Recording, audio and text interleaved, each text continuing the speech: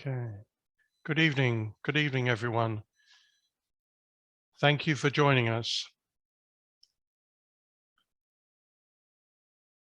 We should be starting the presentations, these panel discussion in just a moment.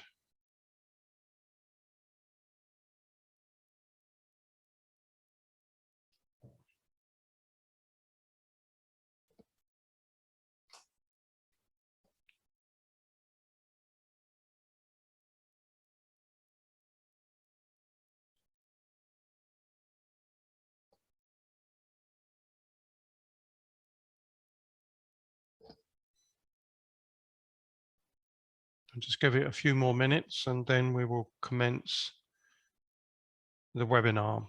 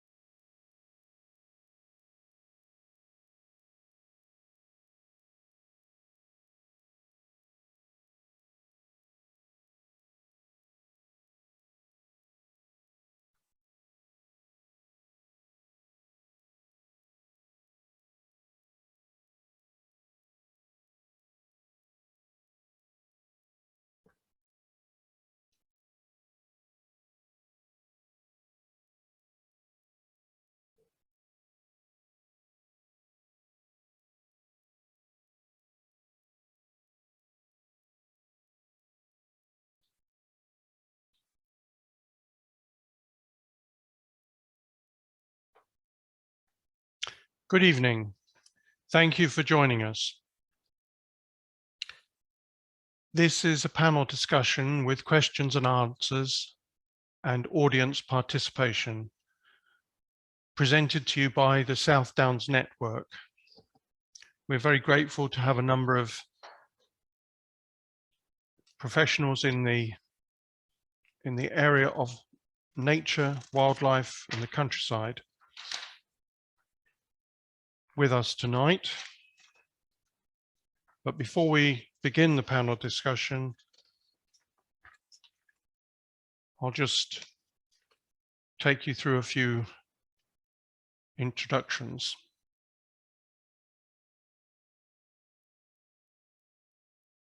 Just a moment. First of all, a little bit about us. I'm not going to read out every word on this slide here. The South Downs Network originally was the South Downs Campaign and worked over a number of decades to basically create a national park in the south of England. That led to the success of the national park being created in 2009. And since then, we found plenty to do, campaigning on environmental projects and working with our members, which include organizations like CPRE and wildlife trusts and RSPB.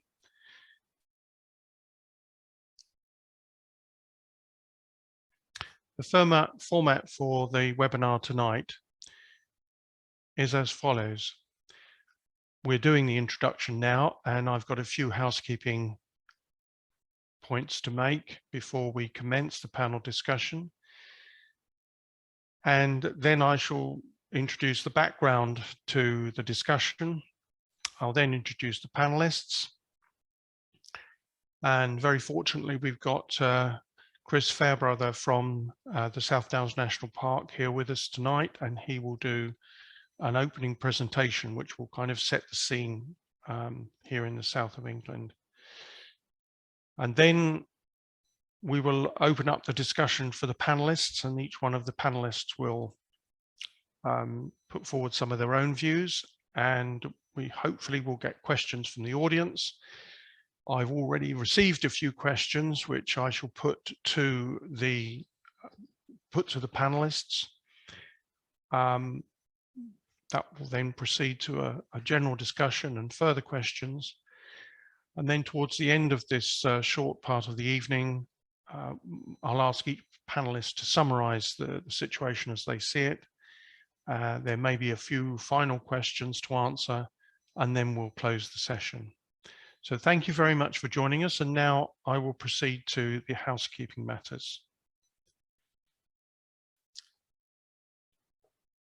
This session is being recorded. Why are we doing that? Because it's going to be a very useful discussion, we hope. Certainly the last webinar we ran on sustainable transport, it was very useful to share that video with various organizations so that they could understand what was said and could look at the issues which could be taken on from that point forward. So it's being recorded. However, your image is not being recorded. The panelists' images are, as mine is now, and the Q&A will be summarized in an accompanying document so that people can understand what the audience has made questions of. Once the panelists start speaking, or even before that, or even now, you can open the chat box on your screen, which is usually at the bottom. As you can see, I've got a picture at the bottom here of what the chat box looks like. There are two icons which will be of interest to you. One is the Q&A and the other one is a chat box. You can use either one. I suppose if we were to be specific, if it's a question and you want to put in writing, put it in the Q&A box. If it's information you want to share, put it in the chat box, but either one will do. There is also an icon on your screen somewhere. Mine are all at the bottom, but yours may be somewhere else. It depends what sort of device you're speaking from, which will has got a hand on it, like the one shown here on the screen, and that will allow you to indicate you want to speak. I'm being assisted tonight by Christine Barr, who's not on the screen, but she's helping me with people who raise their hands, want to ask questions, or if I've forgotten to pick up a question in the Q&A box, she'll remind me. And she will also bring on the panelists at the appropriate time with their videos. So just a little bit of advice at the beginning. I hope that's helpful to you. So what's the problem? What's the background to this issue? Well, as far as the natural world is concerned, nature, wildlife, the countryside, there are many threats to the natural world, nature and wildlife. In this green box here, I indicate some of those threats, whether it be pollution or the use of chemicals on the land, climate change, which is part of the subject matter of this panel discussion. All of these things are a threat to the countryside. But what I wanted to draw your attention to is this image on the left-hand side of my screen, which simply says no bees, no pollination, no plants, no food, no life. That really sums up the problem.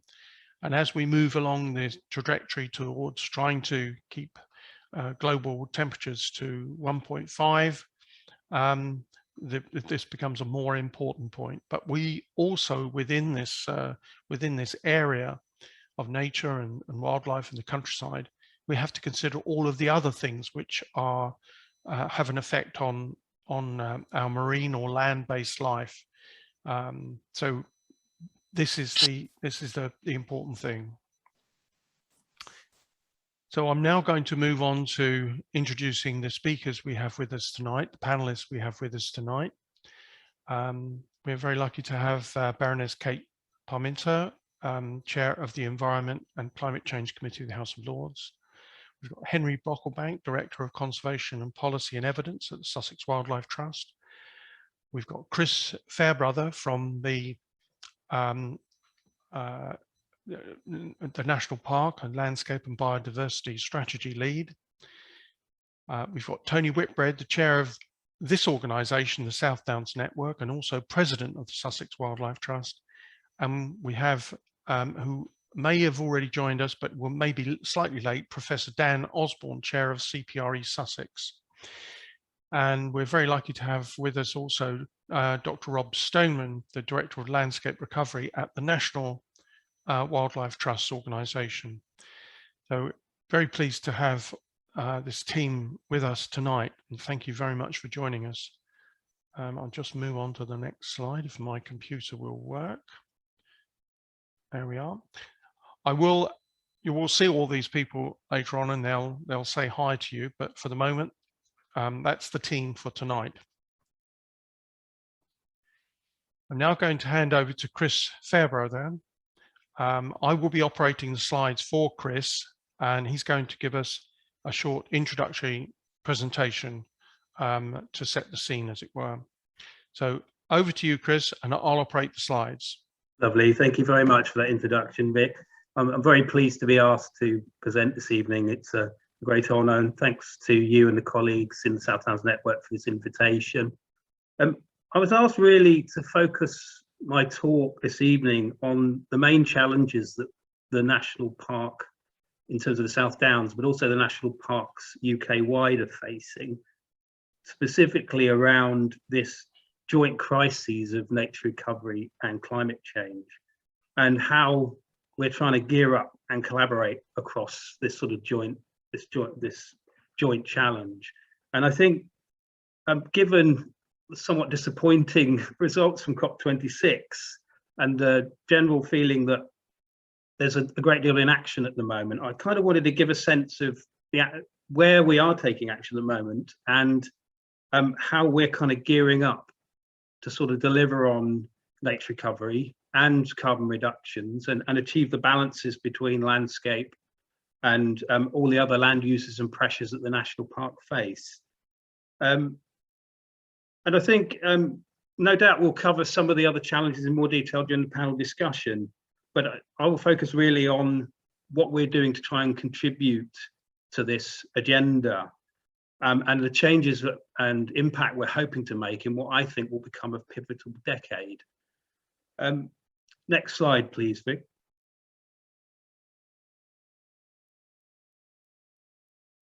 Yeah, sorry about this, Chris. I'll get there in a minute. I'll get there in a minute. I think I have to double click. That's it. Sorry about that. That's no problem. Yeah, so effectively, we need to develop our adaptation responses at a landscape scale. And in terms of the South Downs, that's not just working across the national park, it's also working beyond our boundaries. And that, in terms of nature recovery networks or building in climate change adaptation, we've got to think around the wider network. So that could be out into the counties adjoining, counties and districts adjoining the national park, but it's also looking at the wider protected landscapes network as well. So we're doing a lot of work with adjoining AONBs, particularly sort of the Kent Downs, Surrey Hills, and even wider, around how we can link together to develop nature recovery responses and climate change responses at that scale, because it needs to be dealt with strategically. We've got a nature recovery pilot project at the moment called Big Chalk, which is focusing primarily on the southern and central chalk block. So that includes, everything from the Kent Downs and Surrey Hills all the way up to the Chilterns and the Cotswolds. And that's really the scale that we have to be trying to deal with these challenges. I think, obviously, as I've mentioned before, it's a joint challenge around climate change and nature recovery. And I think an area where the national parks, along with its partners, can make the biggest contribution is around nature-based solutions. So we are pushing the concept of net zero with nature. It's a campaign that we launched at COP26, sort of highlighting the role that nature-based solutions can take, and that the contribution that national parks and protected landscapes particularly can make in this space. And I don't know if anyone picked up on it, there was a bit of press coverage. We've pulled together an international agreement with signatories from national parks and representatives from protected areas across the globe, really setting out the challenge for national governments and saying, we are the areas where this change needs to happen. We're gearing up to meet this challenge, and we need your support and help to do it. I think I also need to say something about the scale of the challenge in terms of the resourcing and the funding gap. Obviously, we're dealing with significant impacts around climate change, but also trying to address a long decline in terms of the health and resilience of ecosystems and our habitats and species. There is a big funding gap across the sector, not just with national parks, but with all organisations trying to deal with this challenge. It's not just about money. We're doing a lot around bringing in private financing. We launched a platform recently called Revere, which is looking at trying to bring in private sector investment into dealing with things like carbon, particularly, and trading carbon. But it's also the scale of the challenge around resourcing in terms of staff and expertise. And just to give you an example, if we look at somewhere like the Cairngorms, you know, currently they've achieved around 3,500 hectares of peatland restoration, which is quite a significant chunk. But they need to gear up to deliver 35,000 if they're going to get anywhere near delivering their net zero target. So that requires a significant gearing up in terms of resources and funding and addressing those gaps. I think also we need to acknowledge that current subsidy regimes, such as the agri-environment schemes, you know, they've been helpful to achieve stasis, if anything else. But we've had an awful lot working against us, and it's very difficult to achieve positive outcomes when a lot of the subsidy regimes and a lot of activity work against you. But we're starting to see changes with that now, and I think the policy framework's there. We've got a new Environment Act. We're starting to see changes, but that rollout is pretty slow. We don't have detail on a lot of these new schemes yet. But you know, we are hopeful, particularly with the new environmental land management schemes that are being launched, particularly with the focus around nature recovery and landscape scale restoration, that we can start to achieve significant positive outcomes. And I think also we need to acknowledge the conflict between different land uses. Vic acknowledged this earlier. You know, effectively it's that issue of less space, more pressure. We're always trying to achieve the right balance between planning and land use and land cover. You know, and then as a national park, perhaps fairly known for its distinctive open, wide open downland landscapes, we're seeing a significant push for new woodland planting, amongst other things. And it's around how you achieve that while maintaining the special qualities of the national park. And if you like, you know, can we achieve new woodland planting, meet our carbon requirements, and also achieve good outcomes for the landscape as well? Next slide, please, Vic. I should say a little bit about what the National Park Authority has been doing specifically. Back in November 2019, I ran a member session, really, and that was really the members were wanting to step up the level of ambition around what we were doing around climate change.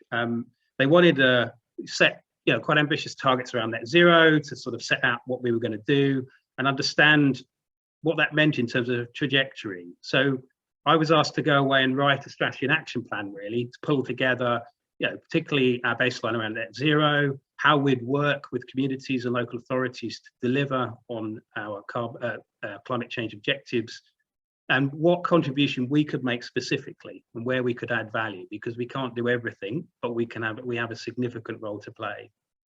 And I think it's fair to say that is focusing primarily on nature-based solutions. And in terms of land use change, a biggie for us, being a significantly farmed landscape, is achieving a shift to sustainable farming practices.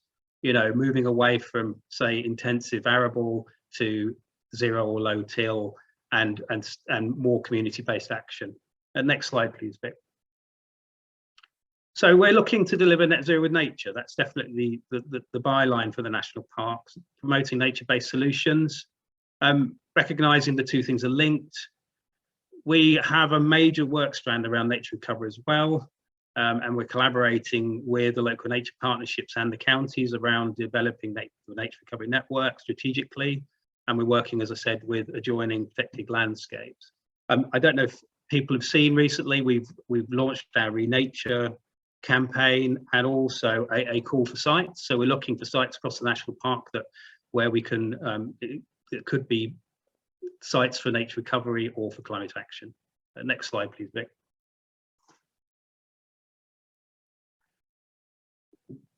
National parks have been active in climate change for about 10 years, but primarily that's been around developing adaptation responses. So it's been fairly defined. It's been very focused on adaptation at landscape scale and looking at the risks, long-term risks around the changes that climate change it will bring to the landscape and how it will impact the assets, habitat, species, and across the sectors within our geographic area.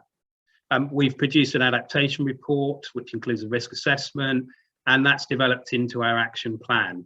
But it's fair to say, I think the national parks recognised this was not sufficient. We needed to step into the space around, what more could we do around taking climate action to support local communities, to support our partnership organisations, and also work collectively across the national parks at a national level.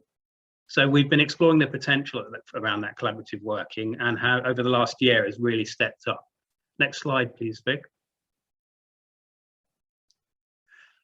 In terms of net zero, everyone bandies net zero round.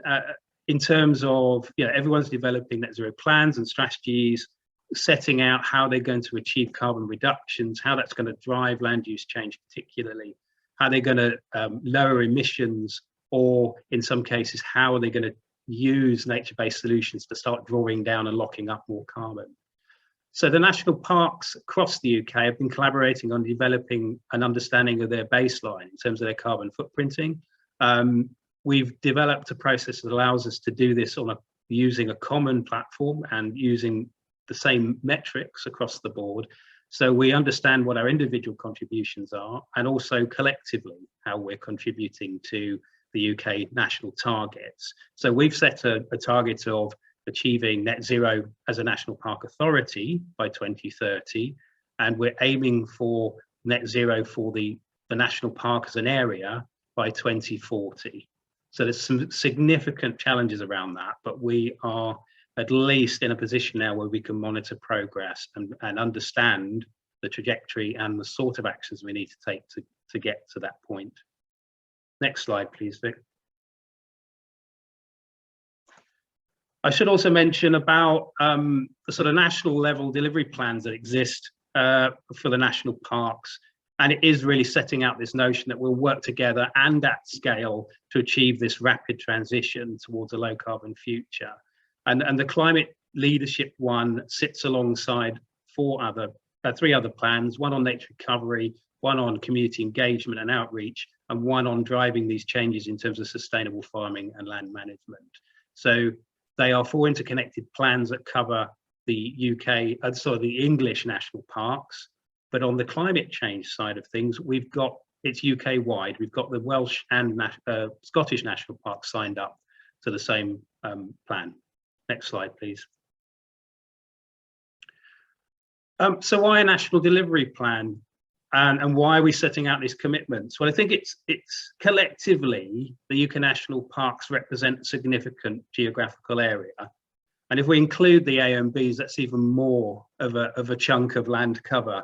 If we say the UK national parks and the AMBs, if we're taking action on climate change and nature recovery, that would represent around 12% of the UK land area taking some form of positive action. So it's significant.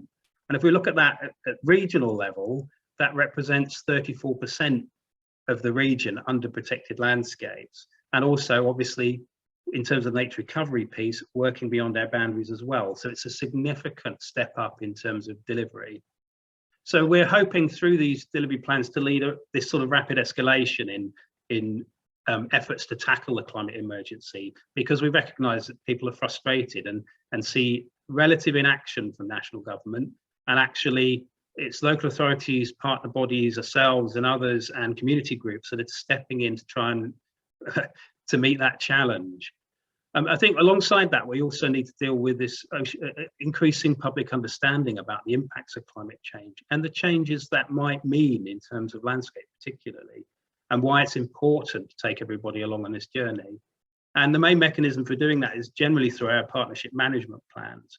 You know, that's what we use to set out our plans to deliver action at landscape scale. And more recently, we've been, if you like, merging the climate change adaptation element of it. So the management plans are climate change proofed, and our policies are taking positive action on it. And there's a lot in there about demonstrating transition to low carbon living, particularly within the rural parishes across the park. We're looking at things like community energy. We're looking at achieving transition from some sort of oil-fired central heating to electricity or renewables. There's a whole range of projects that we've got set up and are funding through our Climate Change Action Fund. But you know, I think we're just only at this point where we're gearing up around this nature-based solutions and achieving some of the changes that need to happen at landscape scale. Next slide, please, Vic. So just to summarize, I think it's clear national parks and AMBs as protected areas have a central role in addressing this challenge, particularly around nature-based solutions, but also, as I said, sustainable land management and engaging with their local communities around behavior change, you know, how we support people to take positive action around climate change. And the national parks are hoping to promote a sort of count us in campaign that supports individual action and gets people, or allows people to sign up to certain pledges and allows them to, you know, take action on things that concern them most. And it will be a major work strand for us around this nature recovery piece. And I think, you know, we do need to, like with projects with the Big Chalk and the Nature Recovery Network, we need to make sure we're joining up and working with our partners across the piece. At COP26, obviously, we launched this international statement, and I think that was really about showcasing the potential for protected landscapes to take a real lead on this. And we're hoping that UK government react to that and start to, if you like, address the resource and funding gap that's necessary for us to take action. And I think you know, we all need to recognise that in terms of adapting to climate change, we need to be part of that planning process and step up to deliver action on climate change. So on that note, I think I'll finish and hand on to the panel speakers and start to take some of the questions. I'll be around for the panel discussion, so if there's any specific questions, I'm happy to take them, but I'm interested to see what discussions get generated. It's a broad topic, but I know it's one that people feel passionate about. Thank you very much, Chris. That's excellent. And obviously you and the other national parks are doing really good work in this direction. It's also helped set the scene for our situation in this discussion tonight. I'm just going to move on to the next slide. I'm now going to open up the discussion. I'm going to stop sharing my screen. I'm going to open up the discussion to the panelists, and then I'll ask each one of them to give a short summary of how they see things, and then we'll hopefully get some questions, and we'll give the answers and have an interesting discussion over the next period. So Christine, behind the scenes, will now open up the panelists, and I'll then chat about them, talk about them. So while that's happening, I'll just mention the fact that the best way to approach this really is for me to, so I can remember where I am, to ask each person who is on the panel to speak, and I'll do that from my left to right, so that I know where I am, for goodness sake. And just to review the team we've got here tonight, you can see them on screen. Tony Whitbread, who I've mentioned before, Henry Brockbank, got Baroness Kate Parminter, and Dr. Rob Stoneman from the National Wildlife. Where I'm hoping that on the edge of my screen here is Dan Osborne. Hello, Dan. Glad you could join us. Thank you. So I'll now kick off from left to right. And if I may, I'll go to Tony Whitbread first. Great, thanks very much, Vic, and thanks for that introduction, Chris. That really sets the scene. I've only got a couple of minutes, so I'm going to step back and just a couple of words about the framing of nature and the framing of nature conservation, because there's a view out there that nature is for nature lovers, the people that actually like nature. There's also a view that looking after the environment is some sort of favour to environmentalists, the kind of framing of nature as something fairly optional for those that like it, meanwhile the rest of the world getting on with it. This couldn't be further from the truth, could it, when you actually think about it? Every morsel of food that you eat, every drop of water that you drink, every molecule of oxygen that you breathe comes from nature and nowhere else. This is vitally important. There are Earth systems out there which make our planet livable. Nothing else does it. It's Earth system which relies totally on nature. We rely totally on nature. And those Earth systems, let's be clear, they're pretty stressed at the moment. I'm sure a lot of you know the figures. In the last 30 years, about our mammal populations around the world have decreased by about 60% in roughly the same sort of time. Some areas, insect populations have gone down about 75%. Fisheries are crashing in many places, so we lose, some of them are 75% less than they were 50 years ago. So these figures go on and on and on. And locally as well, we have the same situation. It looks like our turtle dove populations have decreased by about 90% in the last 30 years. We've nearly lost water voles and so on. That's just in Sussex. But there's all these things going on at the same time. So you couldn't be further from the truth to actually say that nature is just a kind of niceness for us to actually decide whether to have. Now, I say that because I think there is a feeling that there's too much optionalness in what we do when it comes to nature, when it comes to climate change. It still seems to be something that people expect us to win the argument about and bring people along. I think we're way past that. We're actually at a stage now where we need to address these problems. I've only got a couple of minutes, so where do I go from here? What do I say? How do you address this? Well, what's at the root of all this issue? And the root of all this issue, I'd say, is our relationship with nature, actually our relationship with each other as well. And I think this is the point we need to move on to now.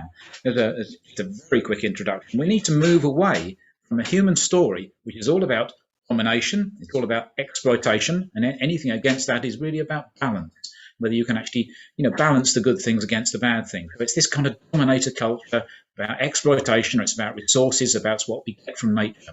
We need to move away from that idea, the idea that we need to live a regenerative life, where what we're working with now is regenerating nature, not actually fighting it, and actually having a regenerative building relationship with each other as well.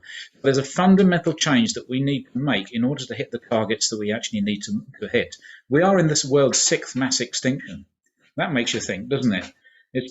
Scientists have estimated that it'll take 3 million years for the Earth to recover from the extinctions so far.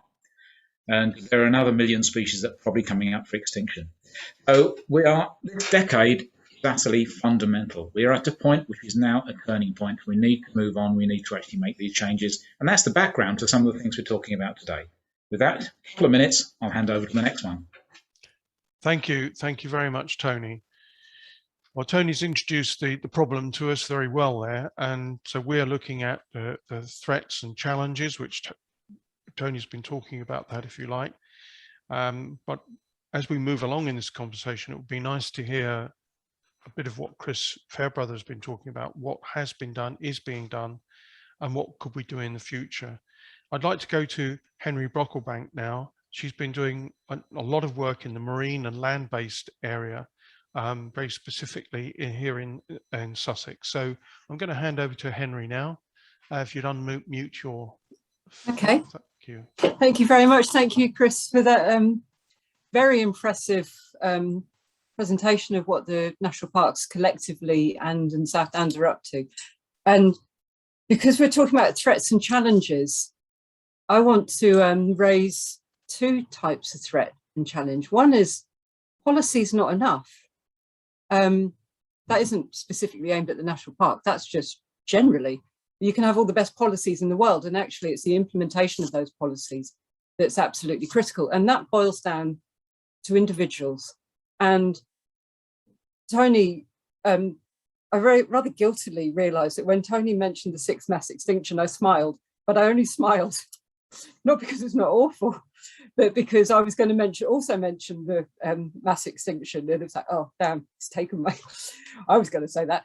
But most importantly, I think the message is now received by pretty much everybody. Climate crisis is here, but I don't think that the message is now fully received, that the biodiversity crisis is here. It's here in Sussex. It's not an Amazonian issue. And actually the issues that we have with the fact that where are our otters and where are our hedgehogs they are symptomatic of the problems that we have here in Sussex, which is another place in the world where we are suffering from a global biodiversity crisis. So the reason I'm drawing those two together is because we need policies that are implemented by people who are prepared to put nature as a priority in an arena where nature has always played second fiddle. And we're at a time now where nature may no longer play second fiddle. You were talking about nature-based solutions, and no one could love nature-based solutions more than me. However, nature-based solutions, wonderful though they are, they only work if we look after what we've got. And in the nature conservation sector, we spend an awful lot of time trying to preserve things from being damaged, ruined, etc. So creating new stuff is all wonderful, and I will always endorse that. But the fact that we still have to protect things that are so obvious that we shouldn't be damaging them. And I know in Sussex, 120,000 homes planned over a 30-year span. It's staggering, and there's big threats. And what we need are leaders, councillors, board members, etc., who are willing to change the culture so that biodiversity is prioritised in the way that it needs to be in a crisis situation. And it was brilliant hearing your kind of net zero journey for the National Park Authority and also for the National Park. That's going to involve individuals sticking their neck out to really make this happen for climate and for biodiversity. So that's really my point, really, is about spheres of influence. That was it, Vic. Sorry, I was a bit slow putting on my screen again. Very good, Henry. Thank you very much. We'll probably come down to some more specifics. You did mention one area there which will lead us, we'll come back to later on, and that's the very high volume of houses and development across land, currently either countryside, farmland, or natural countryside itself. So that's an interesting point, and we'll come back to that. I'm now going to move on to the next speaker across my screen, and that's Kate Parmenter. Hi, Kate. Would you like to take over from where Henry's been speaking? I suppose it would only be fair for you to look at the national situation and possibly the Environment Act and what DEFRA's doing or not doing. But speak as you find. Tell us what your thoughts are. Over to you. Well, thanks, Vic. It's a great pleasure to be with you tonight. I just thought I'd make a few comments about the international and the national political stage, what's happened this year, and the 5 things that I'd like us, or the 5 things that I'd particularly like to see happening next year in 2022. Firstly, as Chris reflected, we've had COP26 earlier this month. It made some progress, but nowhere near as much progress as we needed, given the challenges that our climate is facing. And so the first thing that I want to see happening next year in 2022 is our government using the presidency that they've got for the rest of all of next year to ensure that other countries do move their NDCs, their national determined contributions, to get us nearer to 1.5. but also to use the opportunity to reflect on some of the initiatives that were around the edges of the COP26, particularly things like the Global Leaders Declaration on Forests, because if we can actually turn that into a reality, and protect some of our really important carbon sinks and homes to really special species. I mean, we have great species here in the South Downs, but equally there are places like Indonesia and Brazil, we have some fantastic species as well that we need to hold on to. So I want to see the government really using the opportunity of the ongoing presidency they have of the COP26 to deliver for climate and nature, because we know that they are two sides of the same coin. Secondly, we need the government to work really hard to make a success of the Convention on Biological Diversity. It had the first half virtually in Kunming in China this year, and the second stage, the important stage where they make the decisions, is going to be next April. There's obviously a slightly tricky geopolitical issue around the relationships with China. And my committee in the House of Lords, we invited the Chinese ambassador to speak because we believe you should have the Chinese to speak to them, to talk to them about the issues. And they reflected on the problems there are between the UK and China and how that might affect the outcomes of this really significant international global biodiversity conference. So it's desperate that we get strong targets and a good framework and funding for nature at that event. And we know that that's got to be something that the government's got to put a lot of priority into doing. Thirdly, as Chris mentioned, delivery. We need to see these environmental land management schemes working on the ground, ensuring that farmers can get public goods for get public money for the public goods that we need them to deliver. It's early days. And you know, some of the signs are pretty mixed, but we need to get some answers pretty soon because farmers need security and certainty to make the decisions. Otherwise, we could see far too many farmers leaving our protected areas. And we need delivery of the Environment Act. The government created the Environment Act. It's very much a framework act. It says it will set targets, but we don't know exactly, bar one on protecting species, there are no other set targets. So we need to see that happening very quickly in 2022. And indeed, it has been announced there's going to be a nature recovery green paper later in the year, in December next month. So hopefully that will give us an indication that the government will get moving pretty quickly on those targets. Fourthly, this year we had the Disconnection review, which was fantastic in actually setting out the framework of how we need to bind nature into macroeconomic decisions, both internationally and in the UK. We saw at the G7, there were some warm words about accepting it, but not an awful lot happening in reality. We need to see the government here actually binding nature into economic decisions. We had a spending review early in the month where neither climate nor nature was featured. We have trade deals, which again don't bind climate and nature into them. We need to see the government really getting serious next year about binding nature into the economy.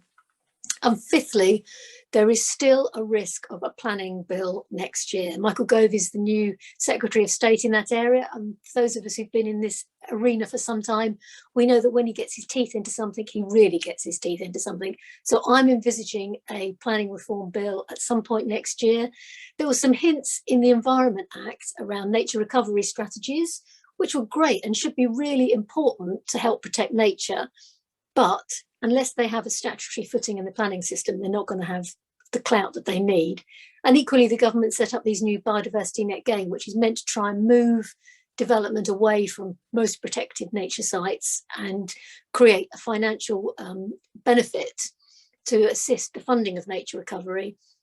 It's too soon to say whether that will work or not. But frankly, unless we give nature the weight that housing targets have, it's not going to be able to deliver the protections that we need right across the UK, but particularly in areas of high pressure here in the southeast, where we've got, you know, lovely areas of land that we need to protect here in the South Downs. So those are my 5 things that I want to see in 2022.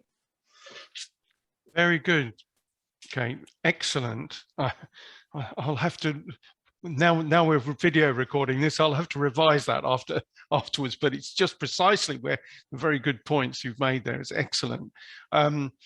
I'll move on now to ask Rob Stoneman to speak. Rob, over to you. I'll leave you to come on from that excellent summary, but I'm sure you've got other things to add to the discussion. Thank you. Yeah, thank you very much. Again, absolute pleasure to be here. I want to just talk a little bit about the climate and nature emergency and sort of, and then what we do about that sort of thing here in the UK. But just to kind of set the scene here, let's go back to December the 5th in 2013, massive storm above Scotland.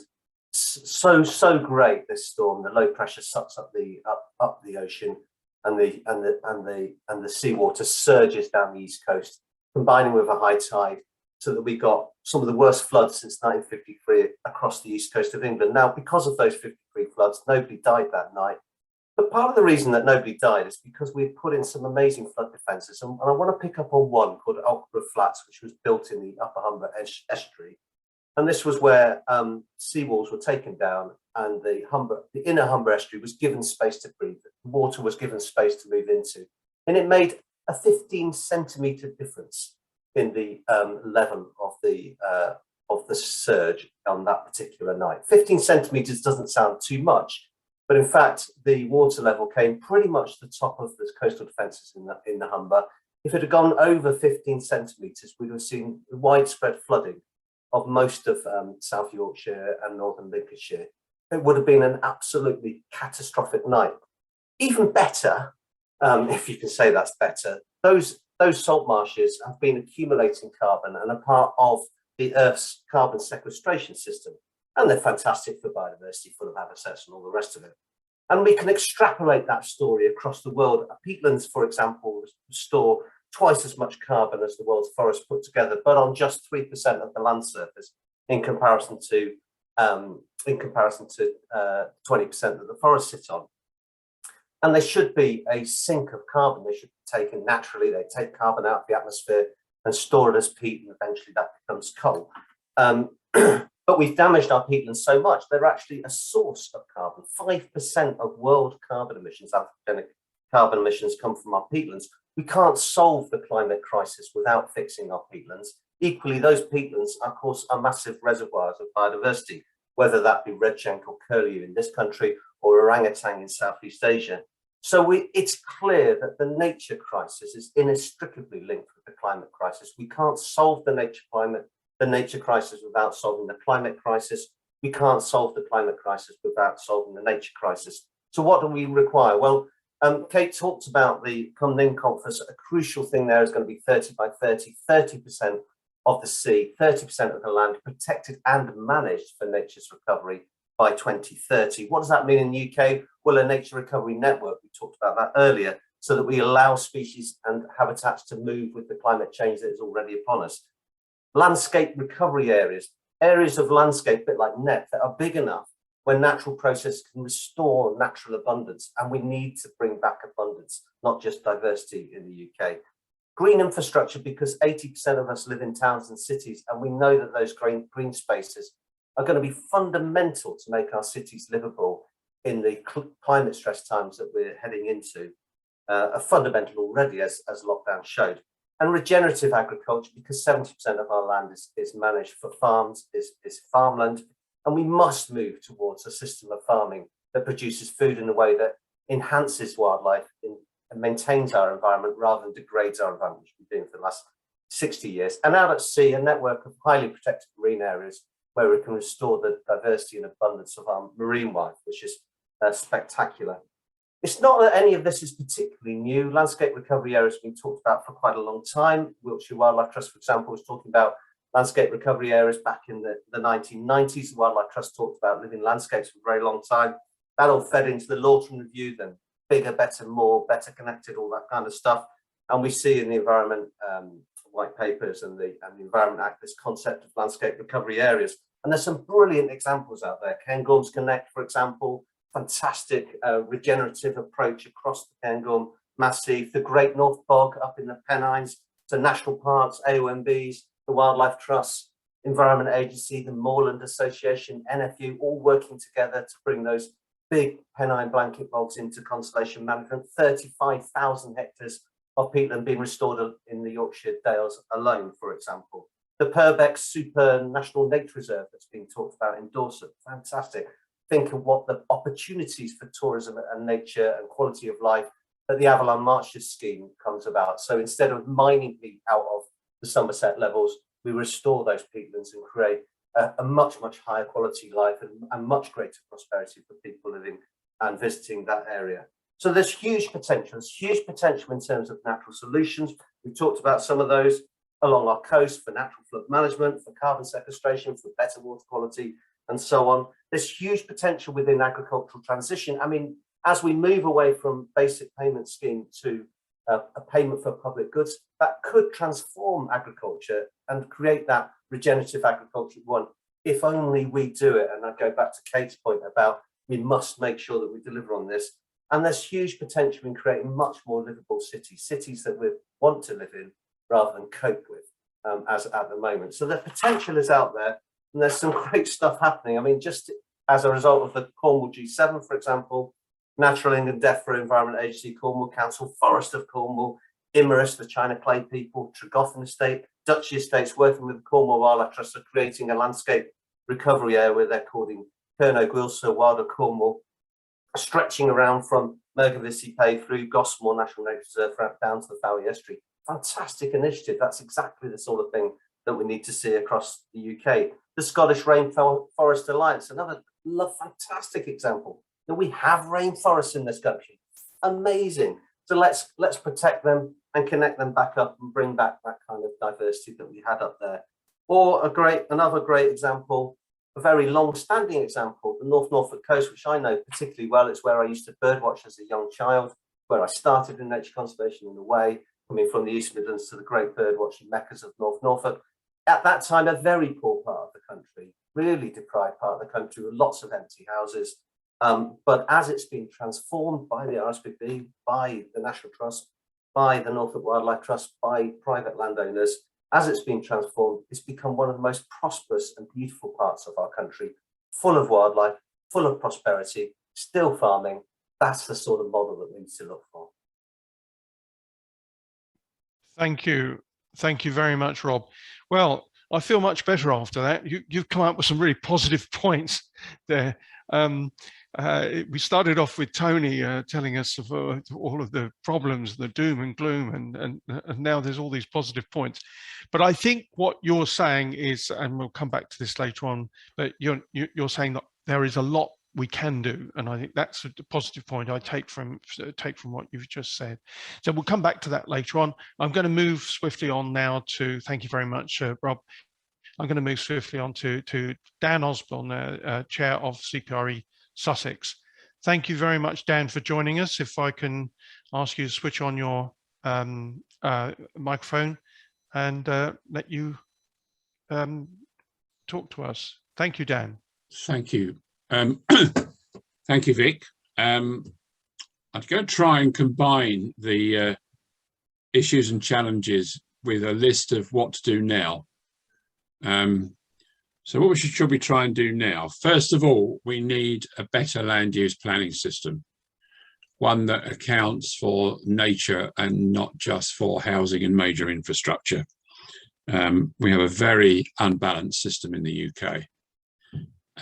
We need to focus much more of our development probably on brownfield land, because the value of greenfield sites is not being recognised. Greenfields are not empty space. They perform functions within the environment, and that needs to be recognised. And our current land use planning system doesn't really do that. It's spread across different departments, and some departments can effectively be the people giving permissions for things, and other departments are the ones that pick up the problems. So we need to think in policy terms quite differently. We need to do things like subtract unbuilt permissions from local plan housing targets, because that will be a jolly good way to ensure that permissions that had been given were actually built out. All new builds need to be climate ready in a proper land use planning system, whether that means car charging points or solar panels or passive ventilation to avoid overheating, as well as good insulation. A challenge for architects and technical people there, but it can be done. We need to do things like removing the exception test in relation to flooding. And that's just allowing development on floodplains and in areas of land that are likely to flood. And if they're likely to flood now under climate change, they will flood much more frequently and more severely. And we need to do, amidst all this, adjust building regs accordingly. It's a really, really technical area, but we need to make sure what we are building and what we have already got gets climate ready. We need a lot more clarity on environmental land management schemes. I have no idea what they might or might not deliver at the moment. I know there's a load of evidence that would help us and help farmers make really clear decisions, but we need to understand that changing land use takes a number of years to develop. It's not something that's going to happen overnight. And we need more evidence that nature really matters to decision makers. There are lots of issues around biodiversity net gain, but there are also some jolly good examples of how to do things.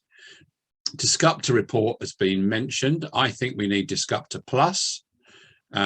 There's too much still that relies on old style economics, where there is a fundamental underlying assumption that there will always be technical fixes. There'll always be substitution when we run out of resources. And I think we need to rethink the way we do that, that builds the value of nature in here.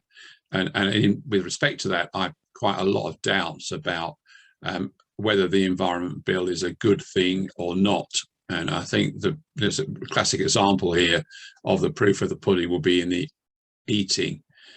There are a lot of top land use issues in Sussex. Centre Parks at Crawley, development near Knepp that breaks through some of the nature recovery network stuff if it goes ahead in the Horsham local plan. You know, we all heard about the sewage stuff, but actually there's also quite a lot about water supply and making enough water available for nature. We need to rethink the way we do a water balance, a water budget in the UK. There's this issue of urbanising the Downs at East Cheltington, where Eton College seem to think it would be a good idea to build quite a lot of houses on land they control. And that's a classic example of an entirely greenfield site. But development there could be subject to flooding. There's a water depth gauge there, and many feet of flooding shown on the gauge. And then we have issues such as the Gatwick second runway, where Gatwick has moved their emergency runway up in status from a relief runway to now what they want as a second runway. I don't think, with the climate change issues and the things discussed and argued at COP, etc., that we can afford to expand aviation without radical changes, really radical changes to fuel sources, so that greenhouse gas emissions from across the whole of the aviation sector's activity can go to net zero. It's a real challenge for that sector of the economy, but it's one that they, I'm sure, are able to address. They do a lot of the aviation sector in terms of pre-competitive research and development and innovation, and there's no reason why they can't address climate change in exactly the same way. There's urgent action needed on climate change adaptation. It's here already, climate change. A good deal of the land on the Earth reached 1.5 degrees above the baseline last year. The global average is already about 1 or 1.1. And that's only an average. The changes at the poles are already 3 to 5 degrees. So we really do need to step up on adaptation. UK is well placed, but Sussex has got some issues in that area. We need to step up in mitigation on all sectors by switching to renewable sources. Desperately needed, because COP26 said that phasing down unabated coal was acceptable. Phasing down could mean it's 100% to, now, and in 10 years' time it's 99%. I mean, that would look like a phasing down. So the COP26 agreement is nowhere near strong enough. So other places, other areas really must step up on their efforts on mitigation. We really do need to work with and not against nature. Tony Whitbread made this point earlier on. And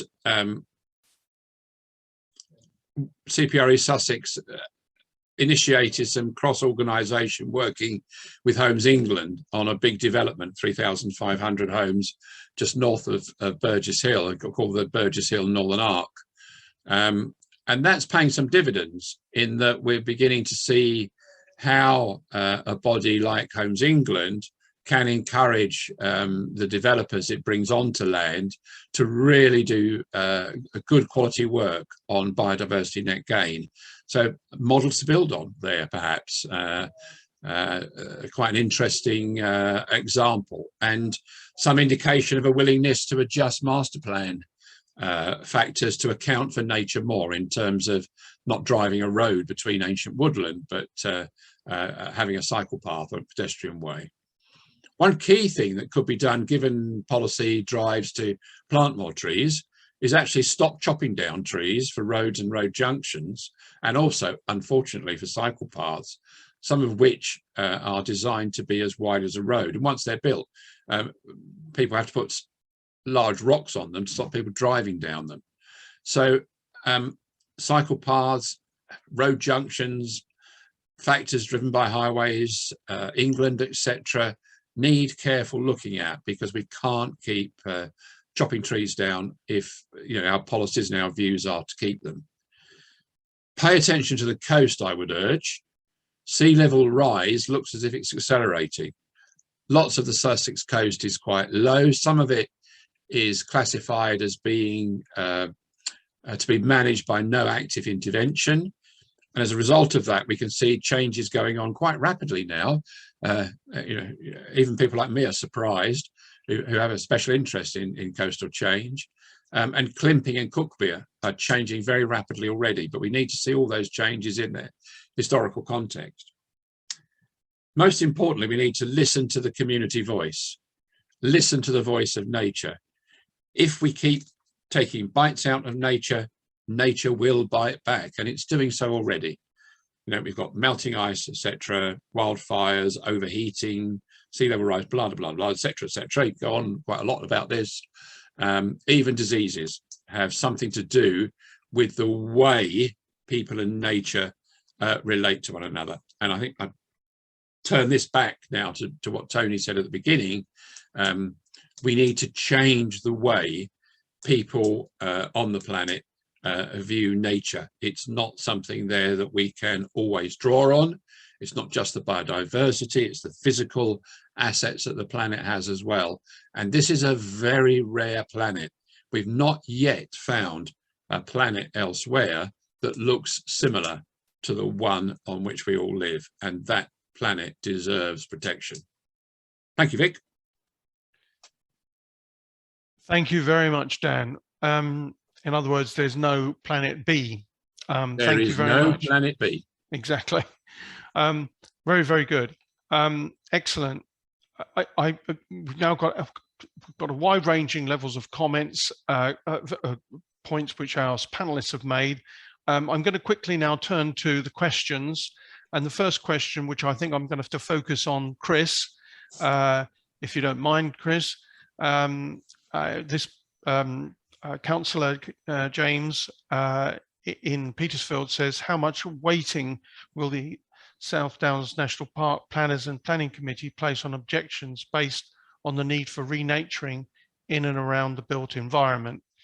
I know you can't answer this in detail, Chris, and I'm not expecting everybody on the panel to answer every question in detail, but Chris, what do you think?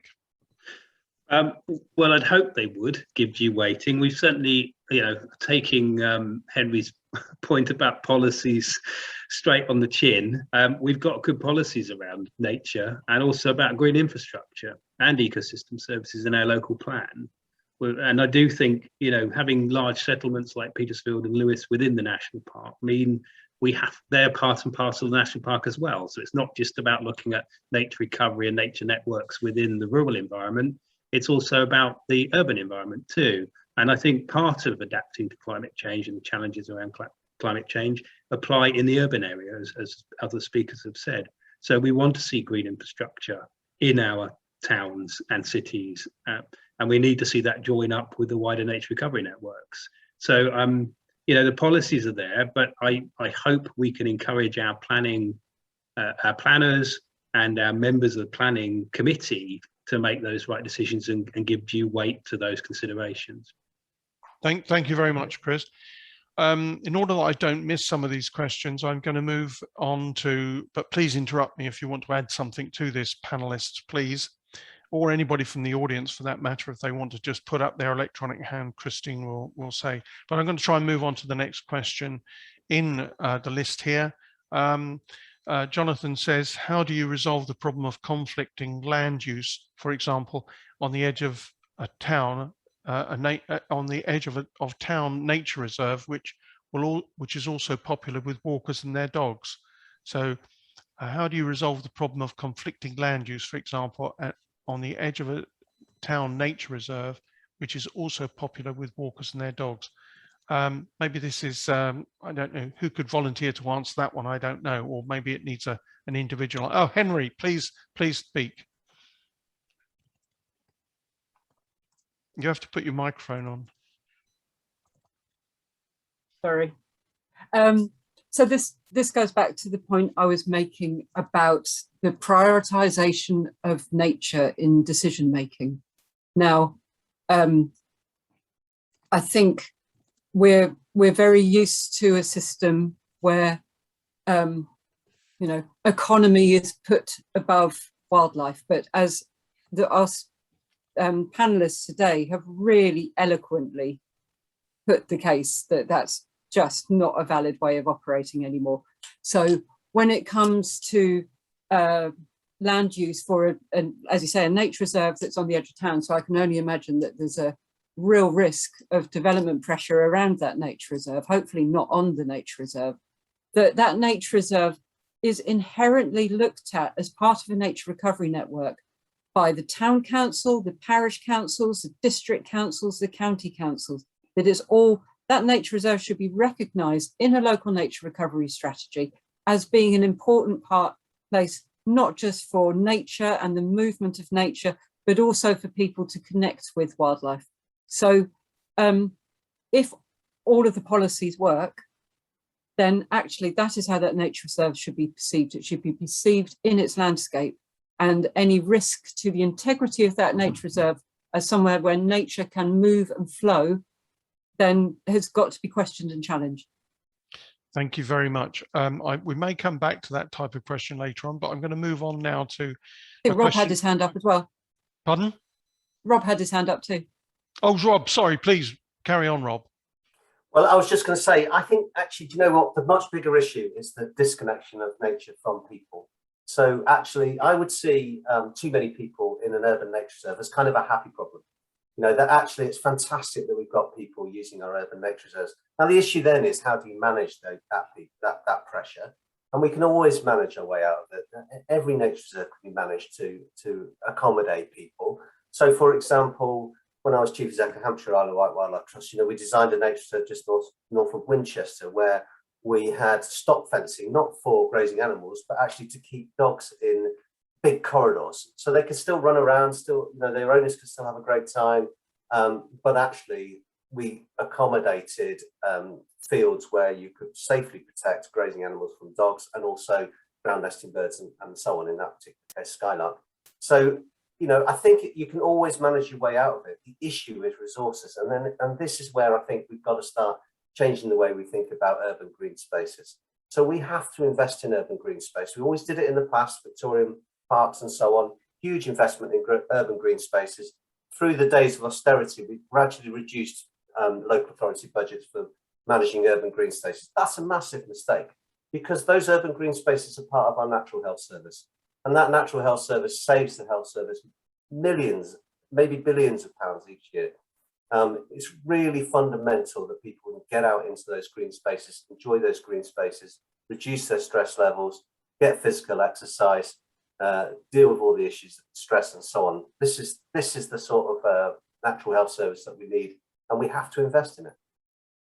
Thank you. Thank you very much for that. I've just realized there is a problem, and I might need your help, Christine, is that I can't see all the panelists in one go. So I'm likely to miss somebody if they want to speak. So Christine in the background, please help me if I'm missing somebody. But I'm just trying to move on to the questions. And thank you for that good answer there, both of you, Henry and Rob.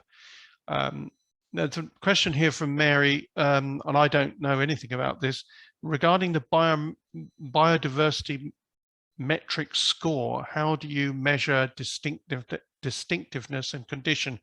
I'm sorry, I'm lost on that. I'm a layman. Does anybody know what that means? No? Okay. Tony. Well, I know what it means, but I don't know how to answer it, because it's something we've been wrestling with. Well, all the time I've been working in the Sussex Wildlife Trust. Yes, how do you actually not measure simply area, but actually measure the quality of the site as well? There's all sorts of ways of doing it. It has been done for a very long time. It's always a discussion, and I think we do have pretty good ways of measuring quality as well as quantity of habitat. I'm not well informed, but I'm also slightly worried about the way metrics are put together when it comes to things like biodiversity offsetting and biodiversity net gain. These things I think are quite questionable. And when I see some of the metrics applied to sites that seem to be very good, like, for example, the net rewilding project, that apparently scored very low with some of the metrics that are being used at the moment. So one of the most biodiverse areas in Northern Europe comes out badly according to that metric. That makes me suspicious. The concept is good. There are ways of measuring quality, but the application of those ways to wider use, I think, is still quite dubious. Okay. Well, thank you very much for explaining that. I will, unless there's nobody else commenting on that, so I'm going to move on to the. Oh yes, please, Henry. Henry, yes. Please speak. Henry. I think. Yeah, your thing is off. Oh, I think this question is probably quite targeted towards biodiversity net gain, and distinctiveness is a real issue in the biodiversity net gain conundrum. So we have a metric, and we also, most importantly, have a hierarchy that goes with biodiversity net gain, but the metric doesn't measure specifically functionality, which is an important aspect, or impacts on protected species. And I think those are two really important aspects of distinctiveness. So I think what I'm saying really is that what you need in the delivery of biodiversity net gain is absolute expertise in the local authority who is responding to an application to really understand that distinctiveness and what they're going to do about that, because functionality and impacts on protected species aren't going to be in there. Thank you very much. Just a side point here, I'll just answer this verbally. I think that Dan's got some information from one questioner, and please, Dan, go ahead and answer it in the chat box, please. But I'll move on to the next question now. Are the police involved in environmental protection planning, applying the Wildlife and Countryside Act? My experience is they don't have the knowledge and capacity to pursue breaches of environmental law. Who would like to have a go at that one? No volunteers, or is there a volunteer? Chris. Yeah, I'll have a go. There used to be specialist trained wildlife officers within the police force. They still do exist, and where you have them, they are a significant asset. I think the police quite understandably get drawn into more of the antisocial uses that happen in rural areas, vehicle theft, equipment theft, hair coursing, etc. And maybe the pressures then, they're not looking at things like the Wildlife and Countryside Acts and looking at other things, but where they exist, they're very effective, and perhaps it's a case of encouraging specialist training for police officers so they can address that element of the law as well. Thank you very much for that. Now I'll move on to the next question, and please excuse me if I seem to be hurrying along, but there are quite a few questions. Anyway, here we go. Does the panel feel that the free market can get us where we need to be?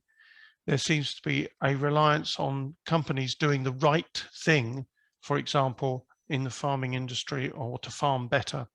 Who would like to have a go at that one? Dan. You might need to unmute yourself, please. Kind of you. Thank you for reminding me. I think the reality of the situation in the world we've got is that there aren't really any free markets, because there are always regulations, and governments can change the nature of the market, or regional organisations like the European Union, which has a very advanced way of taking environmental factors into account. And I hope that those principles are not at risk now that we're not in the EU. But one very interesting role that the private sector seems to be playing, or two very interesting roles, is one in the early spotting of opportunities in new markets. So if you look at the deployment of renewable energy forms around the world, the wind and solar are the best two examples of this, then private sector investments in this area and building those kinds of facilities, that started to develop in about 2002, 2003 in a way that you could begin to measure. And that was quite a long time before the scientific community had built a really convincing case that would have an impact on policy teams around the world. So in a sense, the private sector has been pushing ahead in some areas and delivering what are now being seen as really useful outcomes because of the amount of renewable capacity that's being installed worldwide. So they can take a leading position, and that is helped often by governments who have early stage investments, and those early stage investments using public money are absolutely essential to getting the innovation chain working efficiently. So that's quite interesting. Another interesting area is in the insurance sector, where globally they are taking a very keen interest in flooding. And when the insurance sector gets involved, that means investors also get involved, because of course the insurance sector is very carefully looking at what the potential losses are. And the last thing an investor wants is to invest in something which then turns into a loss or a stranded asset or something of this kind. So there are tools and approaches within the market. There are taxation regimes, etc., which governments can apply that can have a big impact on the kinds of things we're talking about at the moment.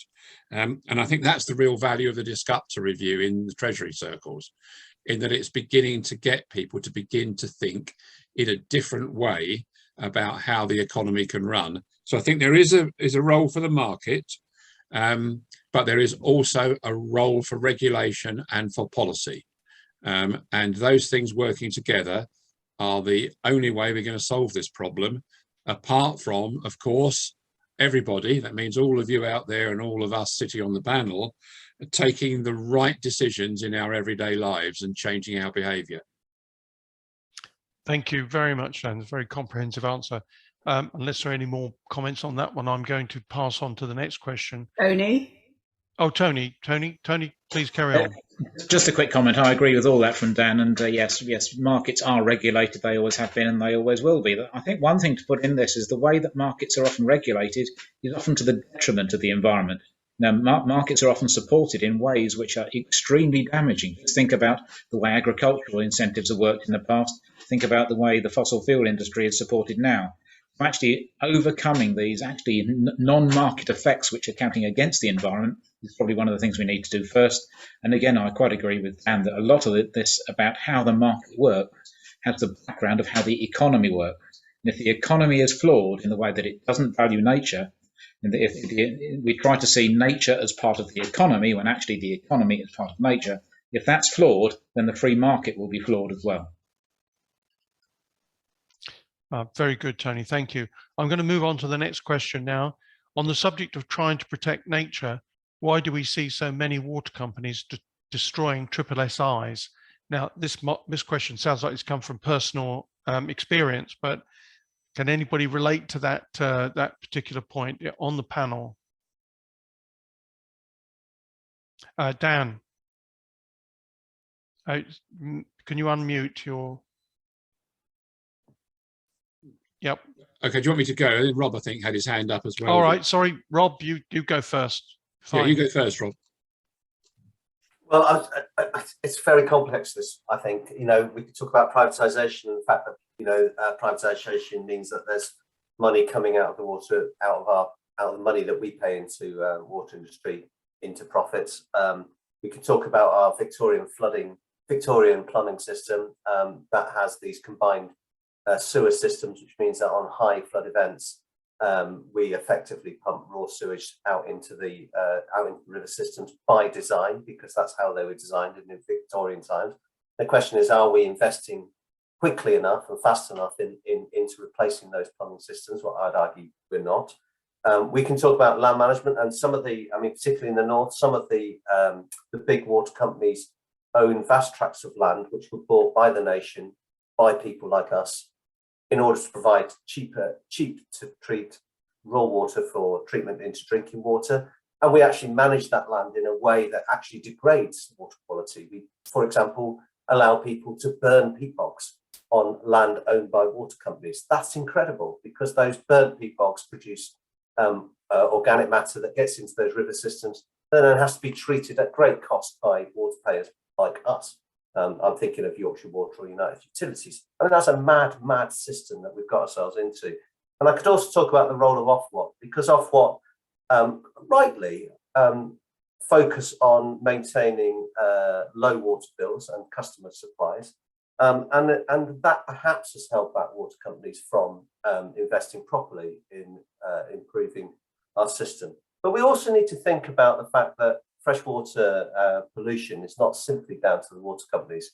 Actually, a much bigger part of freshwater pollution is down to agriculture. And this comes back to this point about the fact that we've got a farming system that degrades our environment, not enhances our environment. That simply has to change in a climate and nature emergency.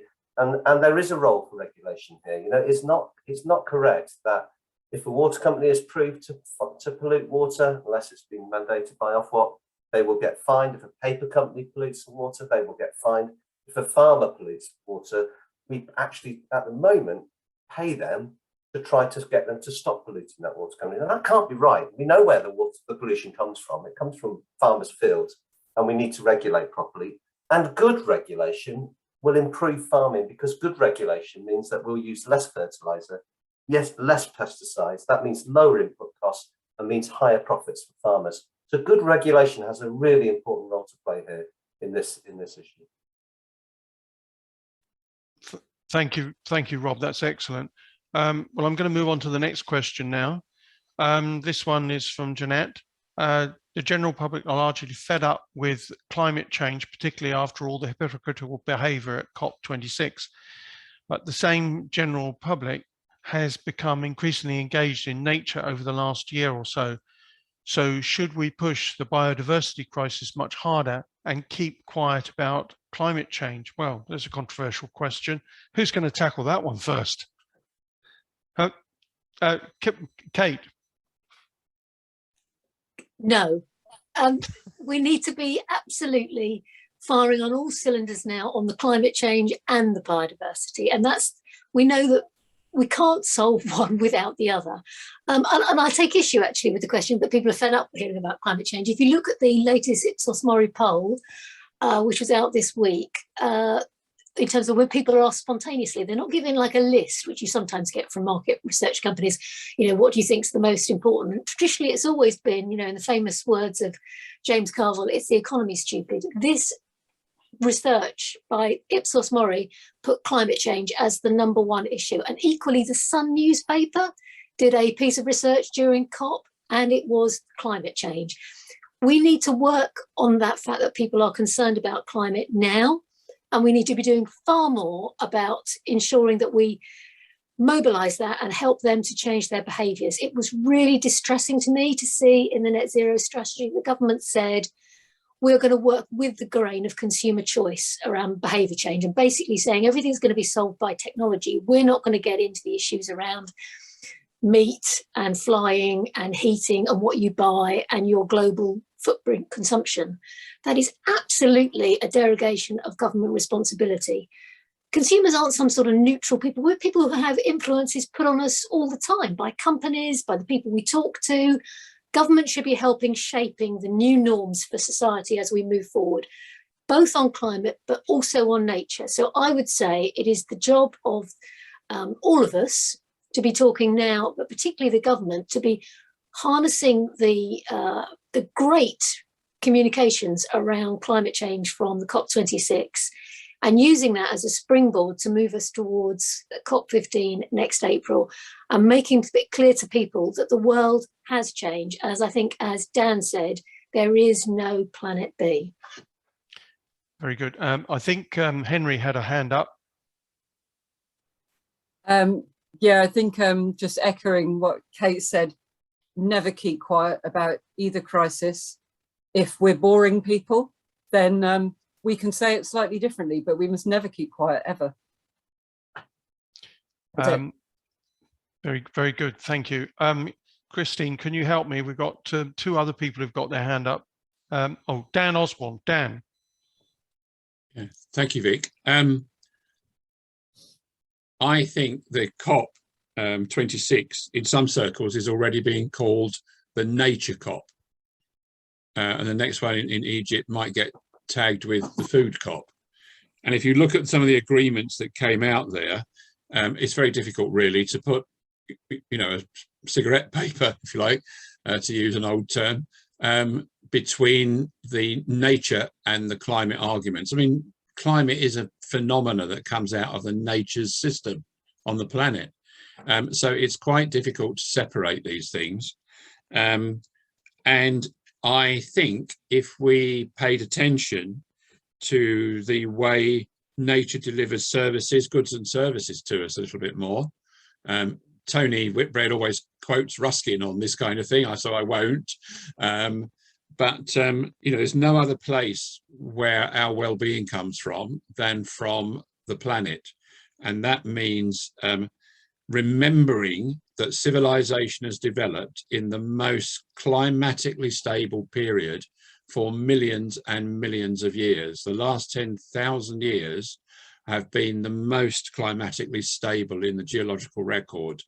And we disturb that equilibrium at our peril. Excellent, excellent point there. I've still got more questions, but was there anybody else wanting to speak on that one? Yeah, Rob? Yeah, I mean, just a quick reflection, because I was actually at the COP, and it was quite interesting because it kind of works on 4 levels, you know. So you have the delegates, the country, you know, and they're working to a consensus of 197 countries, and inevitably it's a bit of a snail's pace, and you saw that in the final declaration. So, you know, disappointing though that was, it did take us down from, I think, 3.1 degrees of global warming to 2.9, which is not enough, absolutely not enough, but it is progress. So that's the first thing to say. Secondly, the second level are the bilaterals. I think there was a lot more progress when you looked at the bilaterals. These are the agreements between countries or groups of countries. And you saw, for example, the deforestation agreement, including Brazil, which could be crucial. I suspect under the current president won't make much difference, but under the next one, it might. The methane one, again, a really potent greenhouse gas, that could be an extremely important bilateral, 45 countries signing up to that. Then there's the observers and all the stands and all the energy that goes into that. And I think what was really interesting was that, you know, as Dan said, it was all about nature, you know, so it was incredible to see. So all the country stands were talking about nature, the NGO stands were all talking about nature. It's all about nature-based solutions. So a real energy in the room there. And then the best bit of all, outside the conference, is the campaigning, which was just dominated by young people. And I mean, that just gave me such hope for the future, because here were tens of thousands of young people coming together and saying, enough's enough, you know, this is our future, we've messed up. We need to sort this now. Now, obviously, at the delegate level, that wasn't being sorted, but if you think of those 4 levels feeding through, cumulatively feeding through the process, and we'll go to Egypt in COP27 and wherever we go in COP28 and all the rest of it, as those things feed through, there's just a little bit of me that says there's a glimmer of hope here that actually we can move the dial from the catastrophic sort of 4 or 5 degrees of warming that we were at just a decade ago down to something like, say, 1.6, where actually we can begin to reverse the damage that we've been doing over the last few hundreds of years. Very good. Excellent. Good comments all round there. Christine, help me in the background there. Were there 2 people in the audience with their hands up or not? No. Okay, fine. We'll go on to the next question now. By the way, guys, if you're pressed for time and you might, I'm talking to our panelists now, if you're pressed for time and you have to leave, well, that's fair enough. But we've got quite a few questions here, so I'm going to go on for about another 15 minutes, if you don't mind, please, panelists. It's been a good discussion. It's good to hear this. I'm glad we're recording it. Some absolute gems which you've been really coming forward with there. So on to the next question. Caroline says, until climate change and nature are actually put into a revised NPPF, sounds like this is coming your way, Chris, and maybe Dan as well, and maybe Kate, are put into a revised NPPF with equal weight to housing numbers, they will always take second place, and the tilting balance will overrule any objection based upon those grounds.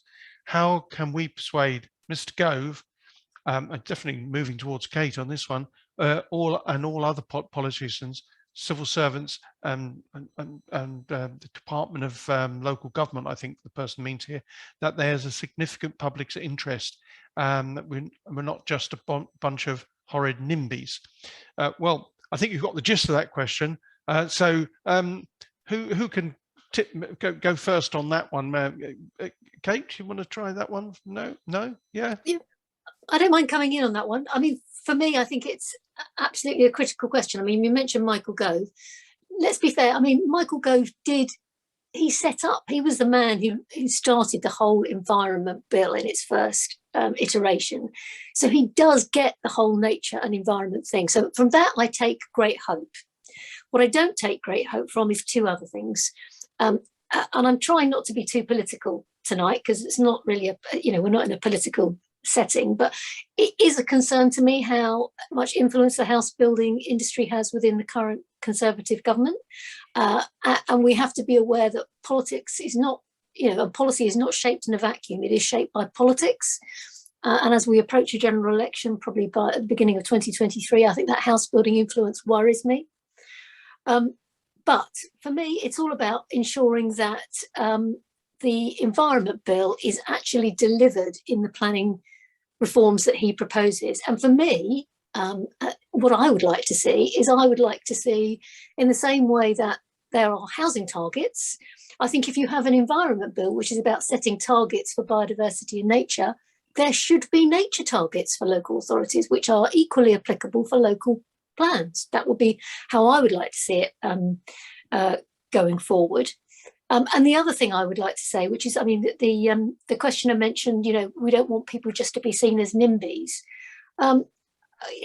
NIMBYs are, they're, I think, such a dreadful, why it's been termed in such a bad way, because NIMBYs are people who care about the nature, about their local community, and they're the voices that we want to hear. And I think what I would like to see, if they do go ahead with these proposals for zoning and this idea that you can somehow take out the voice of local people in the planning system, I think that's huge arrogance on the part of the government. And I would like to see, in the same way that people have risen up and opposed some of the recent initiatives by the government to ride roughshod over democracy, then I'd like people who are NIMBYs to say, look, we're not, we oppose this arrogance and thinking that local people can be taken out of the planning system.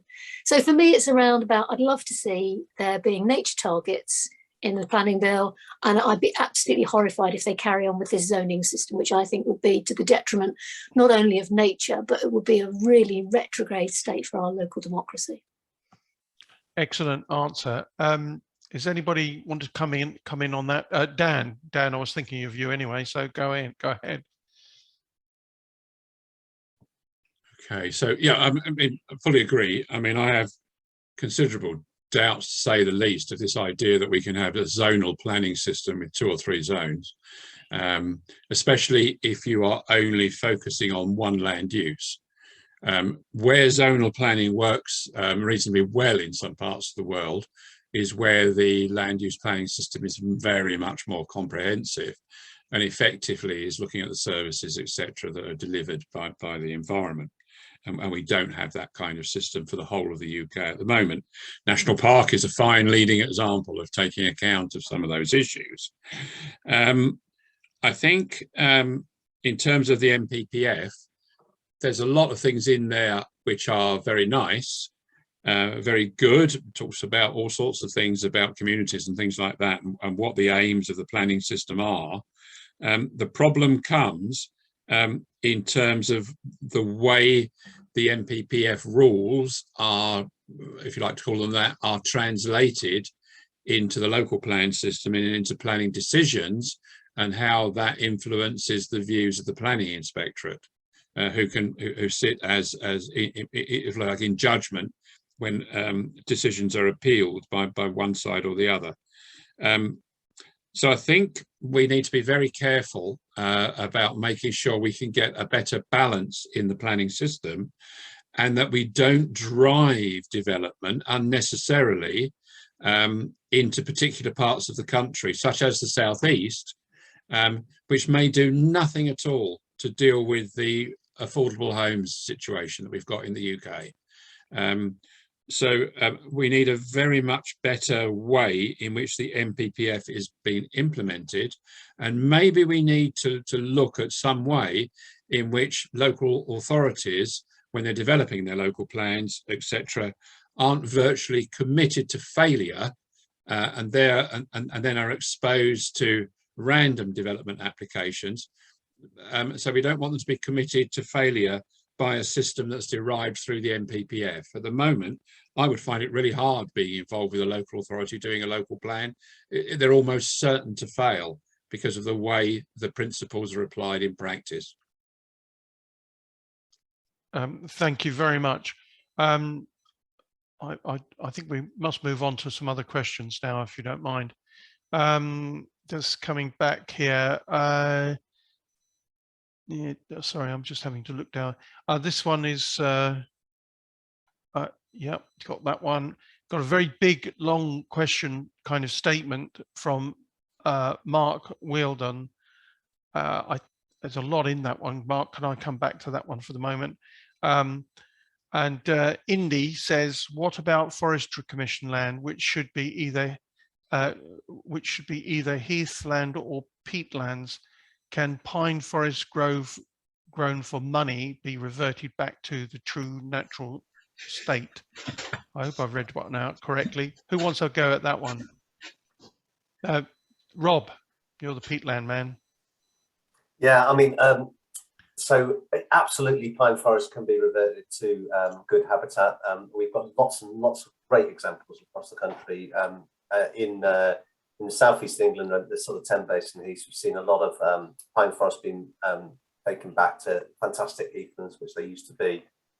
We've seen, I mean, I remember when I started my career back in the 1990s, being told there's absolutely no way that you could revert a pine forest or a coniferous forest that's been planted onto peat back to peat bog. So we went ahead and did it anyway, despite what the Forestry Commission did, and were really successful. And the rebound of the water table was absolutely fantastic. So these habitats can be created, all is not lost. What I would say is for forestry in this country, you know, clearly there's a need for a UK timber supply. So some of the really big commercial plantations, I'm thinking places like the Kielder Forest or the Galloway Forest and so on, are obviously going to be really important for that timber supply. But in a place like busy southeast England, you know, I really don't understand the need for small commercial forests. They are far more important for their biodiversity value, for their recreational value, for their tourism value, their ability to filter out water pollution and improve water quality, to stop flooding, surface water flooding, and so on, and for carbon sequestration and so on. But above all else, for people, you know, for people's access, for green infrastructure and so on. So you know, I really don't think there's much place for commercial forestry in southeast England anymore. I genuinely think that. I think there's a huge opportunity to take that land and do something better with it.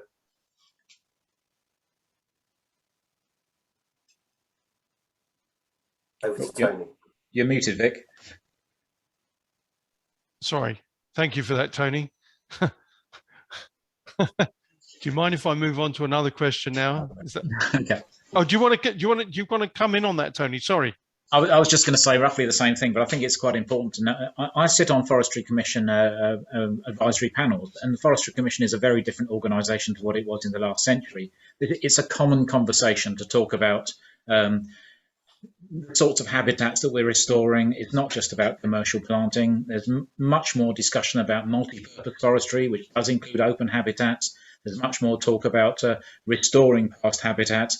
I totally agree with Rob. It's, you know, a pine plantation is just a stage in a wood's history. It's very easy to get it back to a different sort of habitat. So yes, we're not in the same place we were in the 1950s, where every square inch was planted with conifers. Very good. Thank you, Tony. Sorry, I nearly tripped over to the next question. I'll try and look at different parts of the screen. This is part of the problem. So if I may, I'll go on to the next question here. I'd like to welcome Ruth Bradshaw of the Campaign for National Parks here to this meeting tonight. She's come in with a question here. She's also come in with some information as well. So hi, Ruth, thank you for coming in tonight. What she said, we need to help both visitors and residents to understand the extent to which national parks are going to change in the future, and as a result of both climate change and the measures needed to address it. In our recent report on national parks and climate emergency, we recommended nature, people and climate commissions to bring together visitors, residents, landowners, experts and others to discuss the changes needed and to agree the best course of action for each park. What do the panel think of this idea? And that was from Ruth Bradshaw. I think you've met her, Tony, haven't you? But I think probably I'll ask Chris Fairbrother to kick off on an answer to this one first. Yeah, thank you, Vic. Yeah, thanks for the question, Ruth.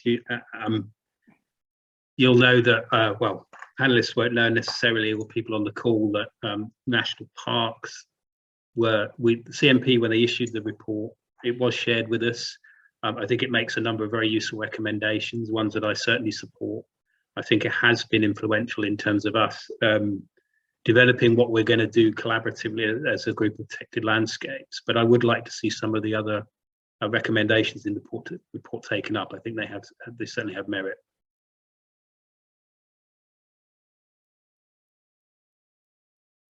Very much for that.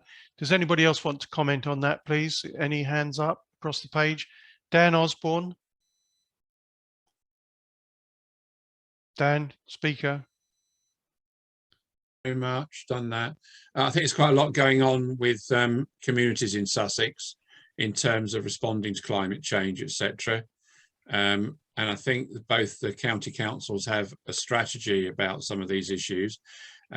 I'd like to see a lot more community engagement in this topic. And Tony and I actually we were seeing one another this weekend to talk about the outputs from the Shoreham Wordfest meeting that we had. And I think there's a lot of interest. It was at the COP. The voices of not just the indigenous peoples, but of communities all around the world were heard to some degree, even if not quite acted on in as much as necessary. But we need to know what those local voices are saying and how much capacity people feel they have to make the changes that are going to be necessary to revise our relationship with the planet overall. A very interesting area, but thanks for pointing it out. And I'll stop now because I can see two other hands. Okay, whose hands we got up now? Right, Kate. Yeah, I'm really supportive of these sort of approaches. I mean, in Parliament, we had the National Climate Assembly, which was set up in order to hear the voices of people, but to take them on the journey with us. I mean, you can't this was about trying to identify how we take forward net zero and what you can do in terms of changing people's behaviours. But I think whether you're talking about climate or nature, we stand more chance of making progress if people don't feel it's being done to them, but that they have a consultation and they're part of the part of the conversation. So I think initiatives like climate assembly, any form of community programs to bring people together to talk about things and the future, those are absolutely the way forward. So I absolutely applaud what you're trying to support, Ruth. Very good, thank you. Was there another hand up there somewhere? Tony? Yeah, just very briefly. I mean, I agree with everything that's been said, but I mean, the point here is yes, it's about engagement. It's about engaging with people in a way which is envisioning the future, and that's a big conversation. It's not just about taking on a few views of where we are at the moment, but I think the point that Ruth was making was actually about changes that are coming, and therefore, how do we envisage a future that we're going to be happy with, that we're going to be moving towards, rather than constantly reacting to the changes as they've happened to us. So it's actually, I think we need to do more on this. It's about envisioning a better future rather than reacting to the problems we seem to have. Yeah, very good. Thank you very much. Unless there's any more burning points, I'll go on to the next question, if I may. Is that okay? Here, I've got a question from Jill Sutcliffe, and what about supporting the resolution for ecocide being steered through the UN? I don't know anything about this subject at all, so I'm not at that level. Anybody can help me on this, please? Kate? Well, I can say a few words about it. I mean, basically there is an international dialogue at the moment about whether there should be a new category of criminal or new criminal category around threats to the environment. What I want to see, it's a very early stage in its discussion. I think it's a very interesting area, and I would hope that the UK government would be supporting the discussions. And my understanding is the UK government are supporting the discussions at the current time. But I think it's too soon to say at the moment that there's a clear route forward on this. And indeed, there was an attempt in the Environment Bill discussions in the House of Lords to bring forward a category of ecocide as an amendment to the bill, and it was voted down because the House felt that at this stage it was too early to do. But absolutely, we support the government in what they're doing, which is pursuing the discussions at the international level in The Hague. Thank you. Thank you for that. That's very good. May I go on to the next question, because we're now moving up towards 8 o'clock now. So one more question, or a few more questions here. So I don't know if you can see this on the screen. It's the question from Mark Sullivan. Two biodiversity and climate change aspects of the South Downs alluded to by Vic Yent in his opening thing. The Eastern Downs are open chalk downland, world famous and traditionally grassland. And then he goes on to say that the National Park policy is gradually to restore the traditional grassland turf as it was in World War II and phase out arable. Is that, if achievable, improving biodiversity? There is not going to be much support for tree planting over it as in the West Sussex. Friston Forest won't be repeated. Parts of the Downs, notably around Brighton and adjacent to urban areas where farmers will not graze sheep or cattle. Arable is the safe way to use that land next to urban developments. Is there a way to replace arable next to urban areas? Question for Tony Whitbread specifically here. Who must have thought about this? I haven't read that out very well, but you got the gist of it, and you may be able to see it on the screen. It directed it at Tony, but I think Chris Fairbrother ought to come in on this as well. Want me to kick off? Yeah, first then? Yeah. Because I think it's a big question, and the general discussion about the balance between woodland, arable, grassland. It's a huge thing, because on the one hand, I'd say we mustn't deify any particular habitat. There's a place for all of them. We shouldn't be getting rid of all our chalk grassland to put trees on them, etc., etc. So we need to look at role of these things. We also need to look at replaceability. Now, a lot of these habitats aren't replaceable, and if we lose them, we're not going to get them back again. So that's important. And there's also things about systems which actually work. Yes, I think that the questioner, I think, is quite right. A lot of these places are probably best used for arable, but maybe we need to think about how that arable system works in a way that's regenerative rather than it's exploitative. And farmers are doing that at the moment. I think it's a very big question and very big issues to discuss there. Yeah, that's all I can say. Okay, thank you very much, Tony. Does anybody else want to come in on this at all? Chris? Yeah, just briefly. I mean, I guess it depends on the sort of vision you have for the future of the open downland. You know, picking up Tony's point, it's if we're aiming for optimal biodiversity, it's going to be a mixed picture. You know, maybe the whole thing about historic baselines is maybe we're not really trying to recreate the extensive sheep walks of 200, 300 years ago. It is more of a mixed picture in terms of habitats and species, and I think we should look for any opportunities we can to create thriving and diverse habitats. But the grasslands are an important element of that, and I think we should make sure where there are opportunities to reconnect, buffer existing grassland sites, make sure they are resilient to climate change impacts themselves and are part of that wider nature recovery network. We need to take those opportunities. They should be part of the mix. Thank you. I'm just going to pick out some questions from, sorry, is there somebody else wanting to speak? Yes, Rob. Yeah, just to pick up the other part of that question, which was around sort of the urban fringe lands. And I've always found that quite interesting, you know, this idea that as you step out of an urban area, you somehow go into the middle of open countryside that's a million miles from the city centre. Absolutely not. That's not the case. And, you know, actually, this is some of our most precious land, isn't it? You know, the land that are in and around our cities is really precious to us because it's where we live. So we need to think about rewarding farmers to manage that land in a way that's good for people. So let's not have closed countryside with, say, you know, pesticide-driven agriculture and all the rest of it around our cities. Why don't we have, you know, land which is good for food growing, food that we actually need, you know, salads, vegetables, the stuff that we actually need to eat, good quality meat or whatever. So that's one thing. Why don't we have open access land? Why don't we farm in a way that enhances wildlife and people's opportunities rather than degrades? Now, you could argue that for the whole of the countryside, but then there should be, as part of our new ELM system, our new environmental land management system, a way of rewarding farmers that happen to have land close to urban areas in ways that they can farm that in a way that's really, really good for people, because that's where people live. And just a note on grazing, I mean, actually, we've got some fantastic examples of grazing next to urban areas all across the country. Think of the Salisbury Water Meadows, not too far from South Downs, or where I live in York, the strays are grazed by cattle right into the city centre of York, or the deer in Richmond Park in the middle of London. You know, we can have farming in and around our towns and cities, no doubt about that, but we maybe need to reward farmers to do it well. Thank you very much for that.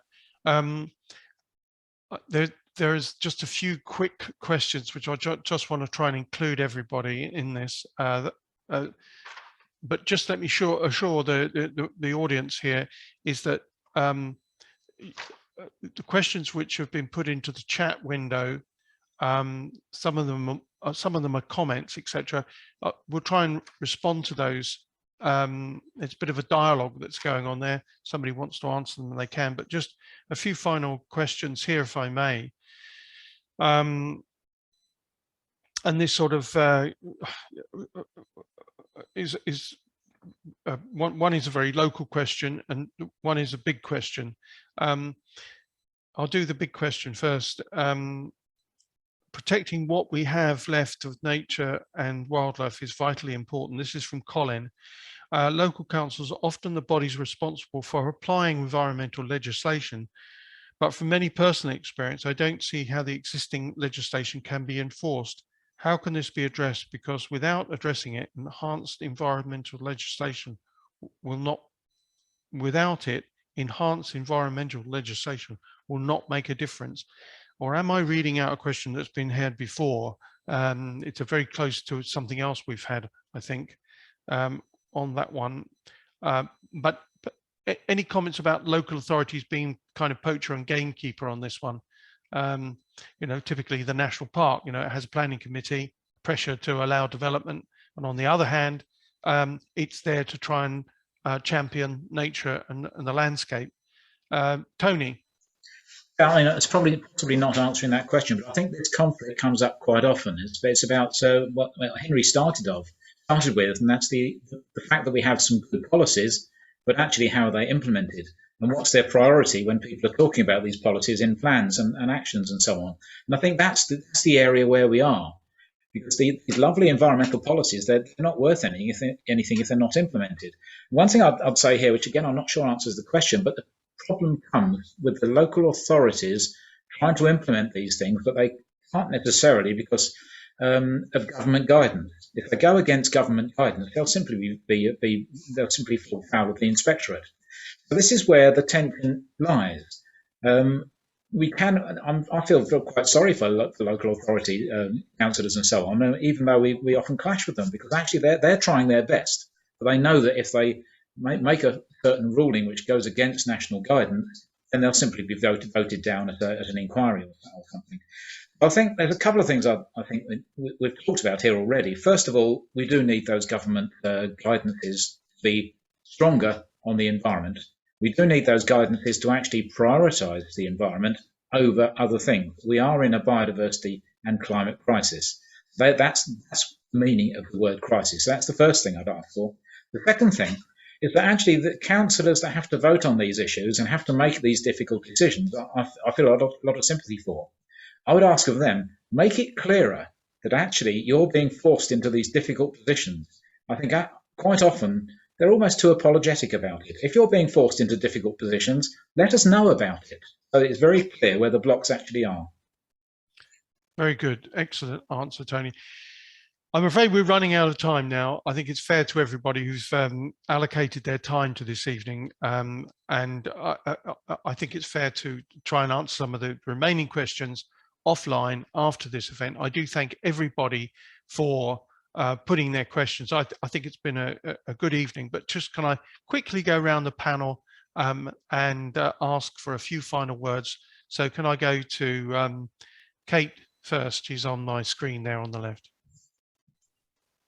Well, all I would say is it's down to us what happens in the South Downs for the future, not just the politicians. And Tony makes a really good point about local councils. I used to be a councillor in West Sussex on a planning committee, and it is a tough gig.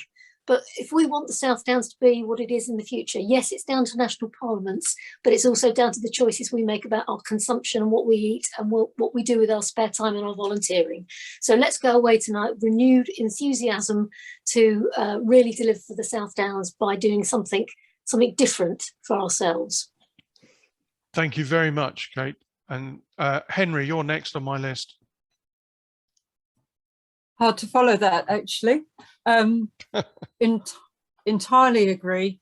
I think to come away from this evening with all of us thinking about our sphere of influence within, specifically we're talking about the South Downs today, and what can you do? What role do you have? I think Tony makes an excellent point about the role of councillors as individuals and the choices they have to make. But where can we all make more choices, better choices for our homes, our businesses, the organisations we're part of? Always expect the best when it comes to climate and biodiversity emergencies, which we should never be quiet about. Thank you. Chris. Yeah, I think I mentioned it earlier in my talk. It's a pivotal decade. We really need to get behind this. You know, the point was made earlier about there are a lot of good policies, a lot of good tools in the box, but it's about delivering and it's about taking action. I think we should all play our part in that. And go to Rob now, please. Yeah, similar vein, really. You know, I think as individuals, you know, we need to hold government to account, all aspects of government. You know, whether it's the Lords with Kate as a representative there, so right to Kate. You know, national government, local government, national park authorities, you know, actually engage with those systems, because they do respond to complaints, they do respond to engagement, and you know, and actually it's a surprisingly little amount of engagement creates a response.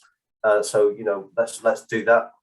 I think Kate once said to to an audience, you know, we don't engage with the Lords enough. The Lords are immensely influential in the way legislation goes through, and make people only engage with their MP. Engage with your Lords, because they have a huge role in terms of legislation. Support your NGOs. I would say that, of course, from the Wildlife Trust. Volunteer, donate, engage with your NGOs, Wildlife Trust, RSPB, Woodland Trust, whoever it is. They do a fantastic job. They really do. Do your bit in your own garden. We can all address the nature and climate emergency by making a difference ourselves in our own gardens, through our shopping habits, the decisions we make where we go on holiday, things like that. And build your own network for change. You know, actually, you don't have to rely on the NGOs. You don't have to rely on politicians. You can make a difference in your own street, in your own community, in your own village or your own town. So go for it. Thank you very much. And could I now go to Dan? Dan. Yeah, I think the best way of thinking about things is that the South Downs National Park is a national and international gem. Yeah, it's really important for its landscape. And if we don't all change the behaviours we have when we are doing things not only within the park, but around the park, then the park's character, etc., the things we treasure it for, will be gradually eroded. And we got into the place we have in our relationship with nature, etc., by billions of small decisions that we all make every day. And we shouldn't rely on government and the private sector alone to fix this problem. We all have a lot of power which we can exert to make sure that places like the South Downs and all the surrounding areas around it, towns and countryside, can support a thriving community. So let's take up all the suggestions that are now abounding around us for actions that we can take, and let's do it. Thank you very much, Dan. And now can I finally go to Tony Whitbread, please? Right, one problem with going last is all the good stuff's already been said. So I agree with all of that, obviously. I mean, all I'm going to do is just change the emphasis very slightly by saying, you know, this is a pivotal decade. The way I see the next decade going is that actually there's going to be a great resurgence of localism. I think, you know, we're seeing that already. We're seeing people cherishing their local place, cherishing their local nature, taking responsibility for where they actually live. We can get busied by all the things that are happening nationally and internationally, and even at a county or regional basis. But it comes down to what you can do in your space. And actually that starts with your local nature and your local habitats, your local community as well. So I think that's the source of our changed relationship with each other and with nature. It's about working locally. Thank you very much. Very good. Thank you, panelists. It's been really a pleasure. I did start off a bit depressed. Tony got me right down there at the bottom, but you've all lifted me up, and I think you've by looking at the comments in the chat box, you've lifted other people up too. So it's a great leadership exercise we've done here. The linking around between the community, the park, nature, tackling all these major issues. It's been an interesting experience. Thank you all very much for coming along tonight. And we'll send you a copy of the recording. I mean, not a great big file on your computer, don't worry. We'll send you a link to it. Thank you very much.